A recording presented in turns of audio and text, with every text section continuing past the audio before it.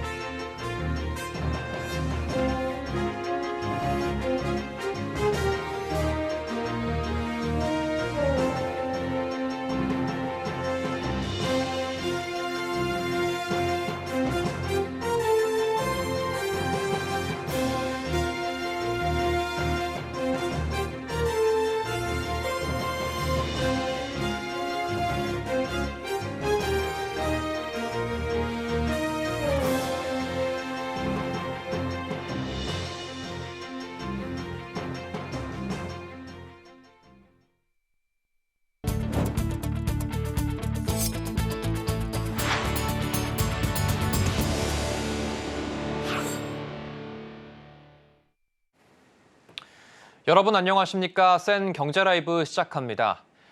은행과 보험사가 함께 부동산 PF 사업장을 인수하는 신디케이트론 조성에 본격적으로 나섭니다. 오늘 협약식을 시작으로 시장에 뉴머니가 공급이 되는데 은행이 80%, 보험사가 20% 비율로 부담한다는 계획입니다. 이연아 기자입니다. 금융권 최대 리스크 요인으로 꼽히는 부동산 PF의 구조 조정을 위해 뉴머니 투입이 본격화됩니다.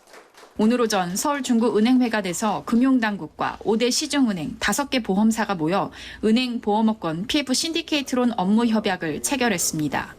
이번 협약에 참여한 금융회사들은 은행연합회, 생명보험협회, 손해보험협회 등과 6차례 실무회의를 통해 세부 운영 방안을 논의했습니다.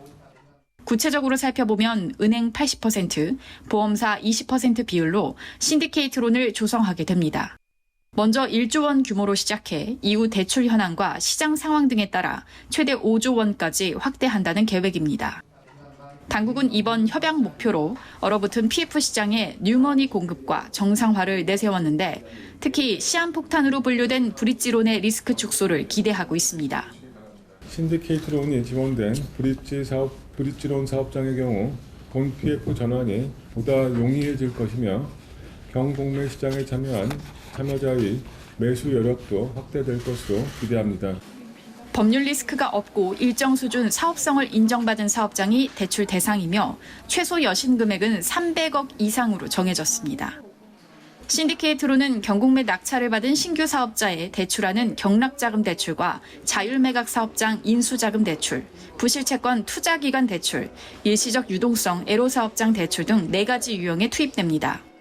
또 신디케이트론 의사결정 체계는 채권액 기준 4분의 3 이상 채권을 보유한 채권금융기관 찬성으로 여신 신규 취급, 조건 변경, 연장 등을 의결하는데 주관사는 참여 5개 은행 중 한 곳이 맡게 됩니다.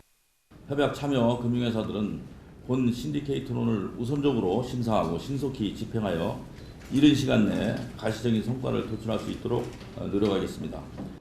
보험업권의 신디케이트론은 기존 여신 시스템, 취급 규모 등을 고려해 론펀드를 통해 단일한 의사결정 체계를 구축해 운영됩니다.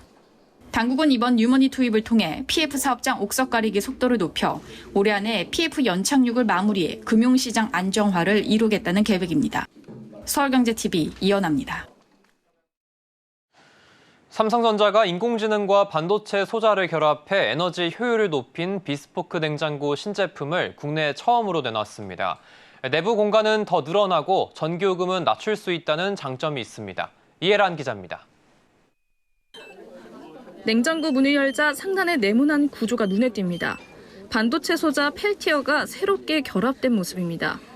기존 냉장고는 컴프레서만으로 내부를 시원하게 냉각하지만 이번에 공개된 신제품은 펠티어까지 두 가지 동력을 이용하는 것이 특징입니다. 평소에는 컴프레서가 단독 운전하고 냉장고 청소나 식재료를 한 번에 집어넣는 등 내부 온도 차이가 커질 땐 펠티어가 함께 가동해 내부를 냉각시킵니다. 온도가 높아진 뒤 뒤늦게 냉각시키는 것이 아니라 AI가 알고리즘에 따라 냉장고 온도를 미리 예측해 온도 변화를 최소화하도록 구동하는 겁니다. 컴프레서와 펠티어를 결합한 하이브리드 운영 방식은 삼성전자가 국내 처음으로 냉장고에 적용했습니다. 비스포크 AI 하이브리드는 삼성전자의 강점인 AI에 반도체 소자를 결합해 에너지 사용량을 손쉽게 줄일 수 있는 냉장고입니다. 삼성전자는 컴프레서에도 신기술을 적용해 소비 전력을 더 줄였습니다. 덕분에 이 모델은 에너지 소비 효율 1등급 최저 기준보다 소비 전력이 30% 더 낮습니다. 반도체 소자를 적용하면서 내부 부품이 줄어 기존과 같은 외관 크기를 유지하면서도 내부 공간은 캔 24개를 더 넣을 수 있도록 커졌습니다. 자체 기술 개발로 펠티어 소자의 효율을 높인 삼성전자. 향후 지속적인 연구로 펠티어를 다른 가전에도 적용할 수 있을 거라는 기대감도 비쳤습니다. 서울경제TV 이혜란입니다.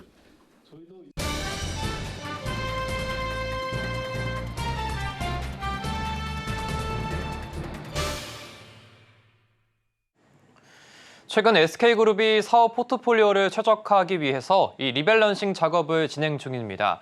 이 가운데 SK이노베이션과 SKENS의 합병설이 불거졌는데요. 이에 주가도 급등했습니다. 관련 내용 자세히 짚어보겠습니다. 증권부 김혜영 기자와 함께합니다. 안녕하십니까? 안녕하세요. 네, SK이노베이션의 합병설이 나왔다고 하던데요. 네, SK이노베이션이 SKENS와 합병할 수 있다라는 관측이 나왔습니다. 합병이 현실화될 경우 100조 원대 초대형 에너지 전문 기업이 탄생하게 됩니다. 현재 SK그룹은 사업 재편을 추진하고 있는 상황인데 이 부분이 핵심이 될 것으로 보입니다.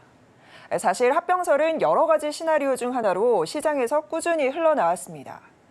그런데 주목할 부분은 SK그룹 측에서 아직 결정된 것은 없지만 내부 검토 중이다라고 공시를 통해서 처음으로 밝힌 대목인데요. 이에 SK이노베이션의 주가도 오늘 급등했습니다. 오늘 SK이노베이션은 15% 상승한 12만 1,000원에 장을 마쳤습니다. 이 합병을 고민하는 배경도 좀 궁금한데 네. 합병을 하게 되면 좀 어떤 효과들이 기대가 되고 있습니까? 네, 현재 SK그룹은 사업 재편을 추진하고 있는 상황입니다. 최근 5년 사이에 SK그룹은 계열사를 크게 늘리면서 몸집 불리기에 나섰습니다. 하지만 내실이 부족하다라는 평가가 이어졌는데요. 현재 SK그룹 계열사는 200개가 넘습니다. 국내 대기업 중 가장 많은 계열사를 거느리고 있는 건데 결국 양적 성장보다는 질적 성장에 초점을 맞춰서 미래 먹거리로 꼽히는 배터리와 에너지 쪽에 집중하겠다라는 방침입니다. 특히나 최근 이례적으로 비정기 인사를 단행했다라는 점도 이를 뒷받침하고 있습니다. 최재현 SK이노베이션 수석 부회장, 그리고 유정준 SK온 신임 부회장을 전면에 배치를 한 건데 수장 교체를 통해서 대대적인 사업 쇄신에 포부를 읽을 수 있는 대목입니다. 한편 오늘 28일부터 이틀간 SK그룹의 경영 전략회의가 열리게 되는데요. 합병 등 관련 사항 논의를 통해서 사업 재조정에 큰 그림이 나올 것으로 관측됩니다. 이 가운데 이번 합병설의 핵심 배경에는 배터리 자회사 SK온 구하기가 자리하고 있다라는 분석도 나옵니다. 현재 SK그룹이 SK온의 실적 부진에 좀 골머리를 앓고 있는데 이 합병설의 핵심 배경에 SK온 구하기가 자리를 잡고 있습니다. 네. 이게 어떤 내용인가요? 네, 사실 이번 합병설 배경 가장 큰 그림에는 SK온이 자리하고 있습니다. 예. SK그룹은 미래 먹거리로 불리는 배터리를 꼽으면서 SK온 키우기에 한창인데요. SK그룹은 올해 하반기 SK온 흑자 전환을 예고하고 2026년 IPO를 목표로 설정했습니다. 그러나 이상과 현실 간의 간극이 상당합니다. 현재 SK온은 10개 분기 연속 적자를 기록하고 있습니다. 그러니까 자금 수혈이 굉장히 필요한 상황인데 이 SK이노베이션마저도 지난해 영업이익이 반토막이 나면서 지금 수익성에 빨간불이 켜진 상황입니다. 이처럼 벌어들이는 돈은 없는데 반면에 써야 할 돈이 굉장히 많은 상황입니다. 배터리 사업의 특성상 시설 설비 등 막대한 투자금이 필요하기 때문인데요. 최근 3년간 쏟아부은 투자비만 20조 원에 달하는데 올해 역시나 예정된 시설 투자 금액이 7조 원이 넘습니다. 결국 SK이노베이션과 조 단위의 영업이익을 내고 있는 알짜 기업이죠. 그러니까 SKENS의 합병을 추진해서 SK이노베이션의 재무 구조를 개선을 좀 하면서 자금 확보에 숨통을 틔우겠다라는 겁니다. 또한 SK온이 지금 IPO를 준비하고 있는 만큼 흑자 기업으로 변모하게 되면 상장 시에 높은 몸값을 받을 수 있게 됩니다. 하이투자증권은 SK온의 경우 이미 한계점에 다다른 상황에서 합병을 통해 캐시플로우를 일으키려는 것이라며 현재 SK온 상황에선 IPO가 불가능한 데 반해 양사가 합병을 하게 되면 SK온 지원에 나서게 되고 부채 비율이 줄고 흑자 전환 시기를 앞당겨서 상장의 가능성이 높아질 수 있다라고 설명하고 있습니다. 그렇다면 이번 합병과 관련해 좀 우려되는 대목들이 없는지, 그리고 또 시장에서 거론되는 또 다른 시나리오들은 없는지 궁금합니다. 네, 일단 SK이노베이션의 기존 소액주주들의 반대 가능성이 좀 불거지고 있는 상황입니다. 보통 이제 합병 비율이 좀 불리하게 정해질 수 있다라는 분석들이 나오고 있는데요. 자본시장법상 상장사 같은 경우에는 시가, 그러니까 주가를 기준으로 합병 비율이 계산이 되고 비상장사 같은 경우에는 이제 자산의 가치라거나 현재 공정 가치 이런 걸로 합병 비율이 정해지게 됩니다. 결국 기존 SK이노베이션의 기존 주주들의 합병 비율이 불리하게 정해질 수 있다라는 우려가 나오고 있는 건데요. 지금 SK이노베이션의 주가가 3년 전과 비교하면 반토막이 난 상황입니다. 이 때문에 주주의 동의가 쉽지 않을 수 있다라는 분석이 나오고 있습니다. 그리고 이 가운데 SK엔무브와 SK온을 합병해서 상장시키는 방안도 시장에서 어느 정도 좀 거론이 되긴 했는데요. 그러나 쉽지 않다라는 게 증권가의 분석입니다. 지금 SK엔무브의 2대 주주가 IMMP가 자리하고 있는데 합병의 난색을 좀 표하고 있기 때문이고요. 또 다른 시나리오로는 SK이노베이션이 배터리 분리막 자회사인 SK아이테크놀로지의 지분을 매각할 수 있다, 이런 관측도 나오고 있긴 한데 취재 결과 수조 원대 몸값을 감당할 원매자를 찾는 게 또 쉽지는 않을 것이다라는 게 중론이었습니다. 네, 오늘 말씀 잘 들었습니다. 지금까지 김혜영 기자와 함께했습니다. 고맙습니다.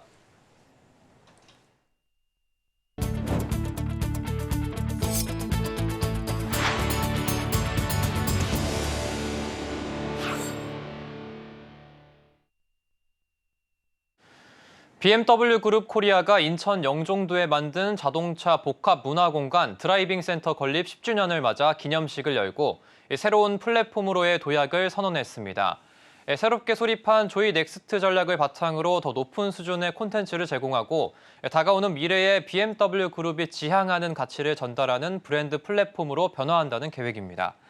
우선 기존에 설치된 상당수의 벽체를 허물어 물리적 장벽을 최소화하는 차량 전시 공간을 만들 계획입니다. 여기에 전동화 시대 대응을 위해 BMW i의 고성능 전기차 모델로 진행하는 체험 프로그램을 신설하고 미래 모빌리티 시대를 이끌 인재 육성 프로그램도 신설할 예정입니다. 한편 BMW 그룹 코리아는 드라이빙 센터 10주년을 기념해 오는 21일부터 23일까지 오픈하우스 행사를 마련합니다. 드라이빙 프로그램과 어린이 체험 클래스, 부분 변경 모델 뉴 M4 관람 등의 기회가 제공됩니다. 집값이 상승 국면에 들어서자 생애에 처음 집을 사려는 수요가 늘고 있습니다. 지금보다 더 오르기 전에 사두자는 심리 때문인데요. 신생아 특례대출과 같은 저금리 상품이 영향을 줬다는 분석이 나옵니다. 이지영 기자입니다. 수도권에서 생애 첫 주택 매수자가 늘고 있는 모습입니다. 법원 등기정보광장에 따르면 지난 5월 서울 생애 첫 집합 건물의 매수자는 4,017명으로 나타났습니다. 전달보다 31% 증가했습니다. 생애 처음 집을 산 수요가 늘어난 건 집값 상승세에 저금리 정책 금융 상품이 한몫한 것으로 분석됩니다. 한국부동산원에 따르면 6월 셋째 주 서울 아파트 값은 전주보다 평균 0.15% 올랐습니다. 13주 연속 상승세를 기록하고 있습니다. 여기에 신생아 특례 대출과 같은 저금리 대출 상품이 출시돼 주택 구입 장벽을 낮추고 있습니다. 신생아 특례 대출이란 9억 원 이하 주택에 대해 최대 5억 원을 최저 연 1.6%의 저금리로 대출해주는 상품입니다.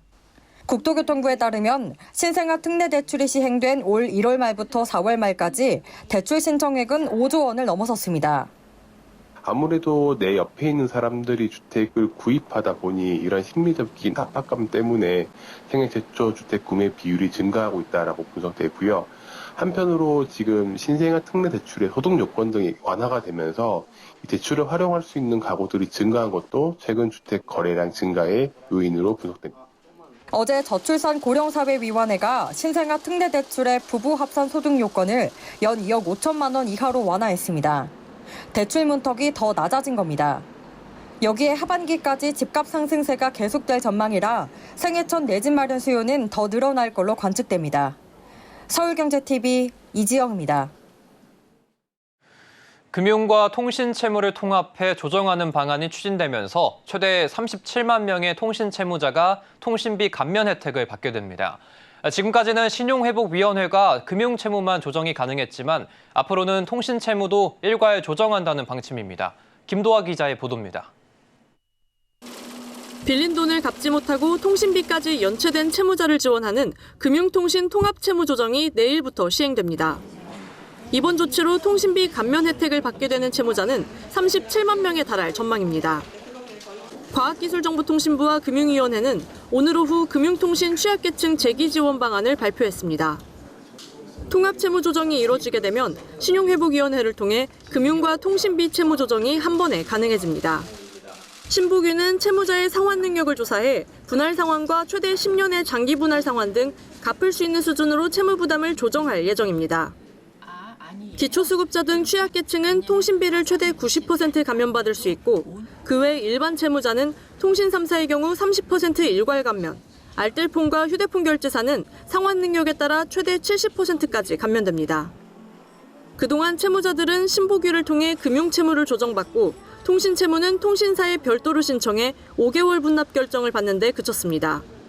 미납된 금액을 모두 납부하기 전까진 통신 서비스 이용이 중지됐습니다.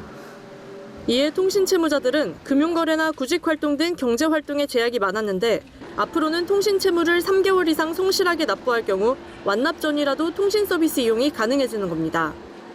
또 채무자가 경제적 재기 의지를 갖고 성실히 상환할 수 있도록 취업 컨설팅 등 고용 연계 방안을 추진하고 자활 노력을 유도하기 위한 인센티브도 단계적으로 제공할 계획입니다.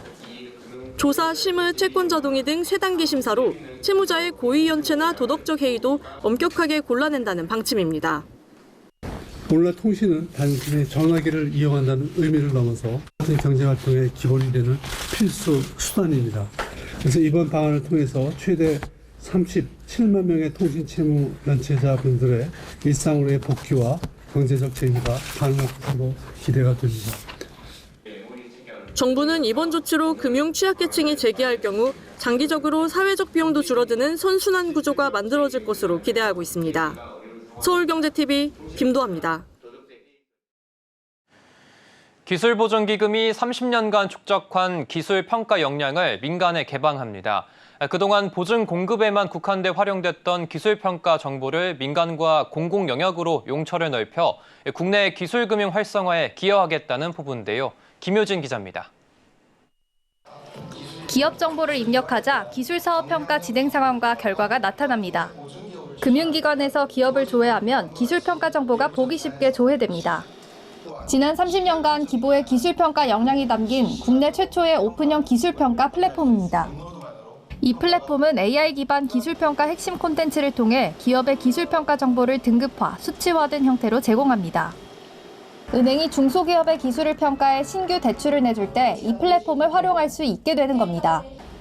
좋은 기술력과 넘치는 아이디어를 두고도 고금리 그리고 고물가 이 고통 속에서 도전하기도 전에 포기하는 기업가도 많았습니다.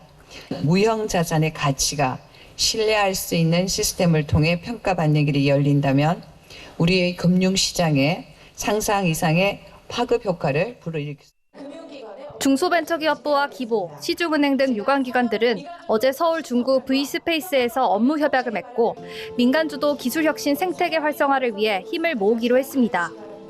국내 5대 시중은행, 공공지원기관 및 투자협회가 함께 체결하는 K탑 공동활용 업무 협약이 기술금융 활성화와 중소벤처기업의 혁신 성장에 중요한 초석이 될 것을 기대합니다. 기업은 기술 역량을 스스로 진단해 혁신 활동을 이어갈 수 있고 은행이나 투자기관은 기업 선정과 심사 때 기술 평가 정보를 활용할 수 있게 돼 중소벤처기업에 대한 투자나 융자가 활성화될 것으로 기대됩니다. 서울경제TV 김유진입니다.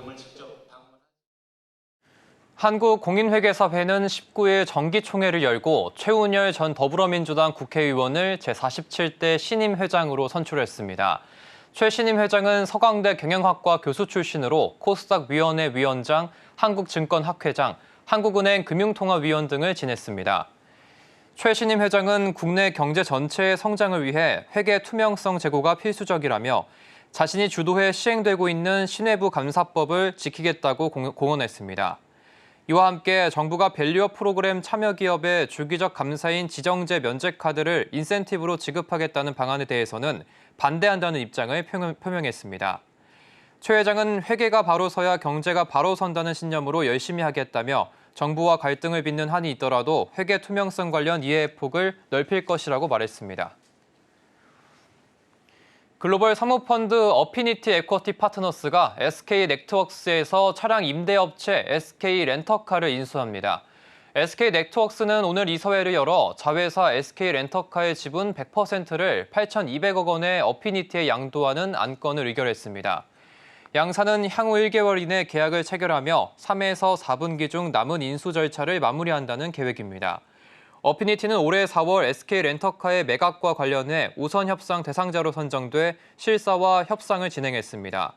어피니티는 SK렌터카 구성원 전원에 대해 고용을 승계하고 렌터카 이용 기간과 과금 등을 다변화하는 등 새 부가 서비스를 선보여 고객 편의성을 극대화하겠다고 밝혔습니다.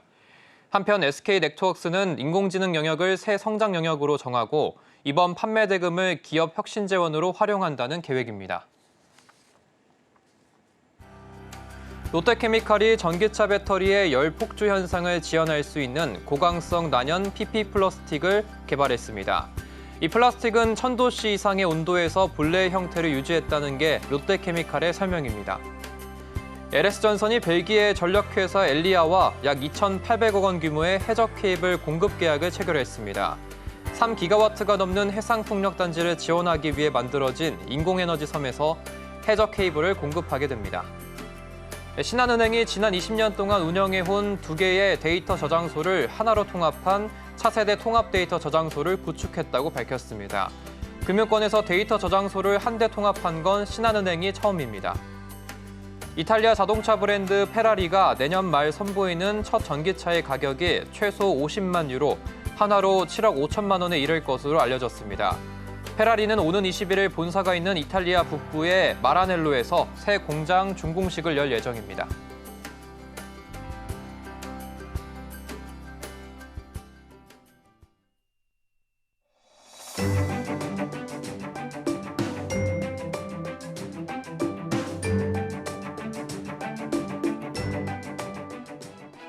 안녕하세요. K웨더 라이프스타일 예보 심질수입니다.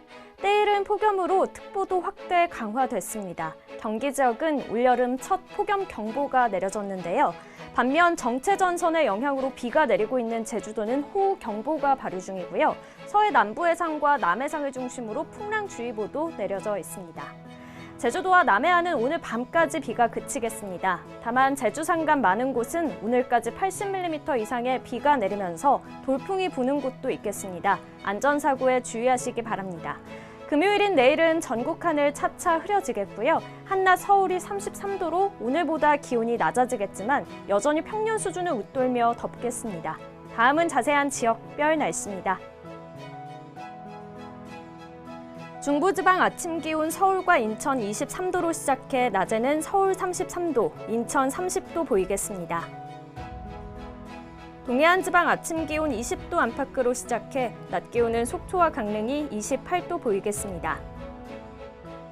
남부지방은 광주의 아침 기온 22도, 대구 21도로 출발해 한낮엔 광주 31도, 대구 30도 예상됩니다.